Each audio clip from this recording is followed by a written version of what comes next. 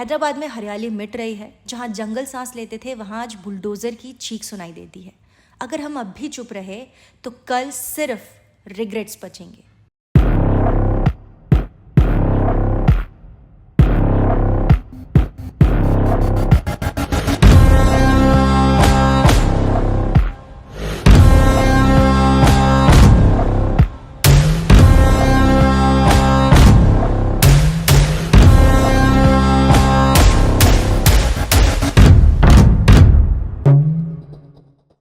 Hyderabad forest cutting को लेकर मेरी सोच काफ़ी क्लियर है। ये बहुत ही चिंताजनक है। जब किसी भी शहर में फॉरेस्ट या ग्रीन कवर को अर्बन डेवलपमेंट के नाम पर काटा जाता है तो सिर्फ पेड़ नहीं कट रहे होते, बल्कि हम अपने फ्यूचर की सस्टेनेबिलिटी, बायोडाइवर्सिटी और एनवायरनमेंट बैलेंस को भी नुकसान पहुंचाते हैं। तेलंगाना सरकार 400 एकड़ के जंगल सिर्फ एक आईटी पार्क बनाने के लिए काट रही है।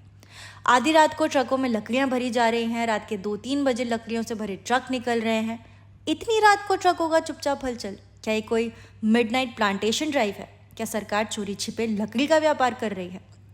इसी को रोकने के लिए कई दिनों से स्टूडेंट्स, प्रोफेसर और एनवायरमेंटलिस्ट प्रोटेस्ट कर रहे हैं, लेकिन पुलिस इन्हें हटाने में लगी है ताकि बुलडोजर अपना काम कर सके। इस डिफॉरेस्टेशन से यहाँ पर 734 species of flowering plants, 10 species of mammal, 15 species of reptiles और 220 स्पीशीज ऑफ बर्ड्स को डायरेक्टली अफेक्ट हो रहा है।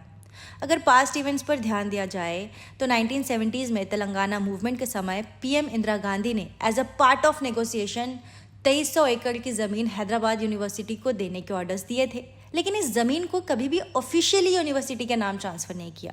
इसीलिए लीगली ये ज़मीन सरकार के नाम पर रही।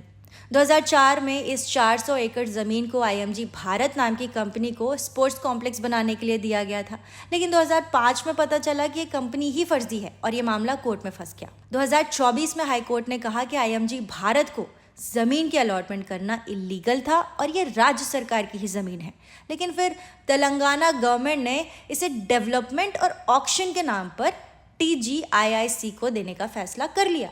यानी राज्य सरकार जंगल काट कर कंक्रीट का जंगल बनाने के फुल मूड में है। 2 अप्रैल को तेलंगाना हाईकोर्ट ने डिफॉरेस्टेशन रोकने के लिए ऑर्डर्स तो दिए थे, लेकिन गवर्नमेंट फिर भी नहीं रुकी। अब सुप्रीम कोर्ट ने इस मैटर में इंटरवीन किया है और चीफ सेक्रेटरी ऑफ तेलंगाना को यह इंश्योर करने के लिए कहा है कि नेक्स्ट ऑर्डर्स तक एक भी पेड़ नहीं काटे जाने चाहिए। हालांकि ये कंफर्म तो नहीं है, लेकिन रिसोर्सेज का कहना ये भी है कि तेलंगाना चीफ मिनिस्टर रेवंत रेड्डी ने कहा है कि कांचा गाची बोवली के डेवलपमेंट से 5 लाख जॉब्स जनरेट होंगी। लेकिन क्या 400 एकड़ पर बसे जंगली जानवरों के घर को तोड़कर आईटी पार्क बनाकर जॉब्स जनरेट करना ज़रूरी है? क्या शहर में इस आईटी पार्क के लिए कोई और जगह है ही नहीं? हैदराबाद जैसे सिटीज़ में ऑलरेडी पॉल्यूशन बढ़ रहा है, टेम्परेचर हाई हो रहा है और बारिश के पैटर्न भी अनप्रिडिक्टेबल हो रहे हैं।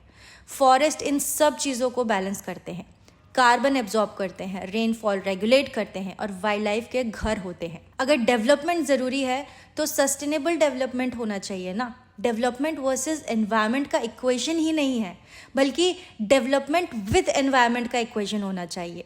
डेवलपमेंट के नाम पर जंगल कटेगा, मॉल बनेगा और फिर उस मॉल के अंदर एक गो ग्रीन इवेंट होगा इको फ्रेंडली बैग्स के साथ। तो बस गवर्नमेंट से एक ही सवाल है, आखिर कब हम नेचर को सिर्फ थीम बनाना छोड़कर उसे एक्चुअली बचाना शुरू करेंगे?